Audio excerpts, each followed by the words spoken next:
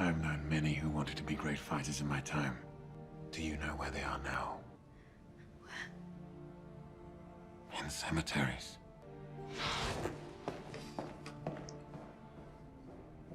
Siri be stubborn as hell, man. Stubborn as hell. I will say, I love seeing this, like... I love seeing Geralt playing, like, the father lead role, especially compared to Season 1, where he's just, avoiding it, and then also just irritated most of the time. Especially with, like, Dandelion hanging around, and he's just like, leave. But, and I mean, you get some of it. To me, I feel like there's so many moments that sort of come in the silence that seeing it acted out is really fun. That you get maybe more of it than... Yeah. It's just fun. It's just fun seeing it. I don't know. Oh yeah, no, it's an absolute blast. And like, I love the fact that not only is this cool as a gaming fan, but as someone who appreciates good cinematography, just good film work. Yeah. It's just such a treat to watch through and through. Yeah. Yeah, and it's interesting too what you said about fatherhood and becoming a father. Like that's not an easy transition really for anybody.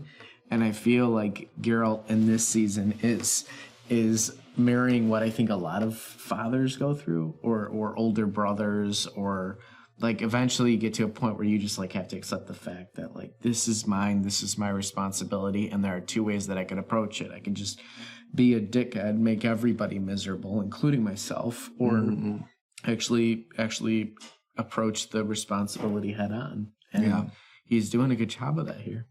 You know what I mean? Yeah, and he's struggling with like what to do, and very clear a situation he's never done anything like this before. And the rest of the Witchers are maybe not the most yeah. Break a nail, princess. Yeah. I think you've inherited that power. Is that new armor? Or something like it. I know, it's sick though, isn't it? Like, yeah. Even Henry Cavill knows it. Like he's walking around like, yeah, I'm sexy and shit in this. What the fuck, dude? What? Missing a hand.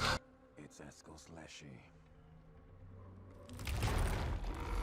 Oh.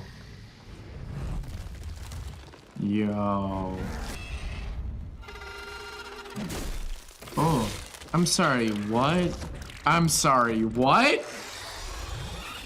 It's Eskel's weird centipede thing. Oh, man. Can you imagine the sheer whiplash from that? Yeah, right? So did the Rings, dude, when they hide from the crows. And the rocks. That's all this is. Thought for sure that was gonna be like a classic jump scare moment. I know. Ew. Look at that thing, man. It's like a weird centipede. Alright. Come on, Geralt. Come on, Geralt. Oh, yes. Yeah. Oh, yes. Oh, the props department had a great time with that one. Yeah, they did. And it just ripped apart that Leshy, like, knows nothing. So does this mean she has a Witcher sense? Is that what I'm gathering? In a way, but like... In a way. It's almost... I mean, witches are magically inclined beings because of their mutations. Right. And she is a magically gifted, right. Who do you think goes and lights all those fires? They're mages, right? Oh, that's why the flames were lit. So they had this super cinematic shot after the fact. That's why. Woo! Oh, yes. That's so... I'll tell you what wasn't lost. Our enjoyment of this episode. Not lost at all. This fantastic cinematic marvel. It's really fun to see, like, a lot of the stuff with Yennefer and Emir and like all of the mages and everything. Like, the books really follow Geralt more, and you get sort of like glimpses into some of the stuff that is happening. Yeah. But you don't get like a full scenes like this. Right. You know, they mentioned like Dijkstra, and I know that he's a character in the book. So like, yeah, I'm sort of seeing like glimpses of things, but it's like, oh, they're filling in a lot of blank space, and it's so much fun just to see all of the like politics which is going on, but as opposed to like in my experience, at least personally reading the books, was I felt more like affected by decisions that these entities of power were making on like some of the narratives, whereas this is like you're seeing the politics played out, which is really fun. Right. And some of those scenes are so good. Oh yeah, and like politics are often used as, you know, they're a great like motivational tool in terms of guiding individual characters' motivations or certain groups or you know, like realms of characters in terms of their motivations and what like inspires them, and they're a great cinematographic tool as well and storytelling tool in shows like this. I think that's like, I feel like reading in the Witcher books, some of those very politically heavy scenes wouldn't nearly have as much power or weight as they do when they're on screen. And you see like all of the little tiny elements that go into making up a scene having an impact on those political moments.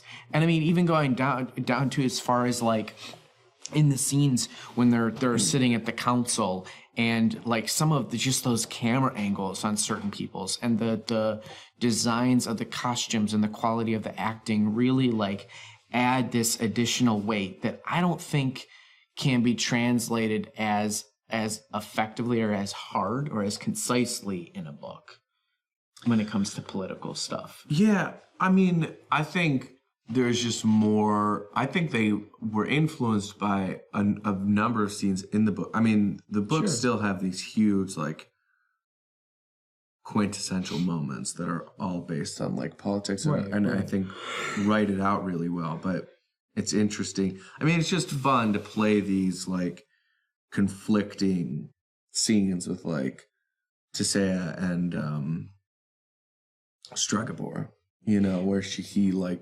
knocks him over after he's like torturing Yen, that was you know, like, and you've got, you know, I mean, you're really in the crux of like Nilfgaard versus the northern country, like this divide right now is something that is really interesting to see, like that political divide over. Right. I love, the show, the games, and then even like you said, the books are much more Geralt focused.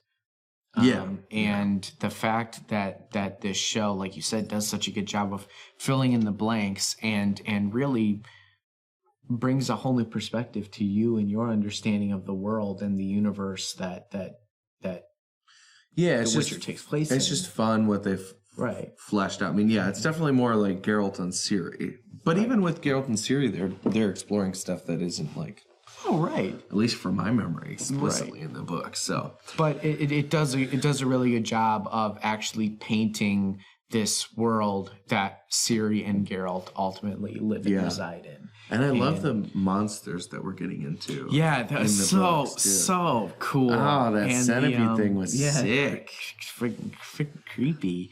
There's that Leshy that Eskel got absolutely destroyed by. And then, boom, that Leshy's gone within... I know. You're like, what is going on? Man. Yeah, So we need to rate this episode. Yeah, what are we going to rate it out of? We did Eskel's last time, right? Lambert's? He was the guy. Lamberts, yeah. Lamberts. He was the guy that did our. I mean, you could say out of series or out of Geralt's or out of Yennefer's, but I feel like every episode. That's lame. That's not cool. That's not cool. Yeah.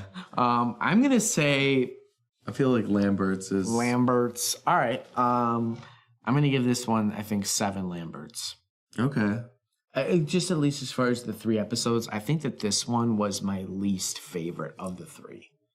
I found the other ones more engaging, a little more, I think, exciting. Partially because this one was particularly politically heavy, which there's not a problem with, but I don't enjoy it as much as I do others. But I was gonna say 8. I liked it. I mean, I love every episode. Yeah.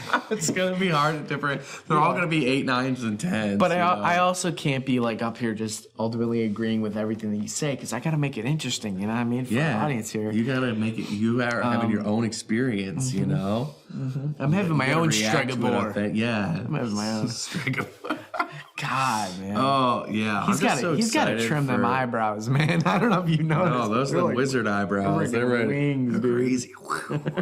That's how you get points across. People listen to you when they can't stop looking at your eyebrows.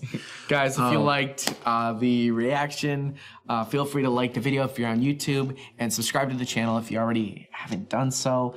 We post multiple sets of videos throughout the week. So there's tons of content on here to enjoy. And if you're on Patreon, thanks again. Yeah, feel free to leave a comment for us on what your reaction to episode 3 was. Yeah, rate this and let us know what your favorite part was. Let us know how many Lamberts. Yes, we like that stuff.